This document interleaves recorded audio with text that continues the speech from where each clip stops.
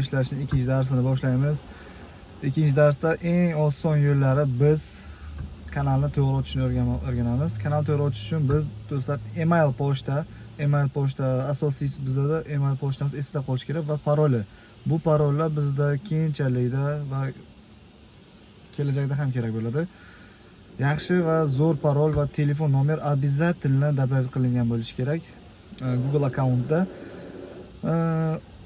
email pochta ochganimizdan keyin do'stlar YouTube'ga kiramiz. YouTube'ga kirganingizdan keyin 3 ta nuqtachani bosasizlar va u yerda moy kanal degan joyda bosganingizdan keyin bitta video qo'ysalaringiz o'zi sizlarga avtomatik YouTube sizlarga nima ochib beradi, nima deydi uni? Kanal ochib beradi. Kanal ochganimizdan keyin kanalni qanday qilib to'g'ri registratsiya qilishni keyingi videoda обязательно aytib boraman. Hozircha shu ishni qilib o'raylar. Birinchi to'g'ri email pochtani ochishni o'rganinglar va keyin bizga bitta like, bitta kommentariy video yo'qotib qo'ymaslik uchun o'zimizga yoki bir kishiga Telegramga jo'natib qo'yamiz. Hammaga sog' bo'ling, salomat bo'linglar.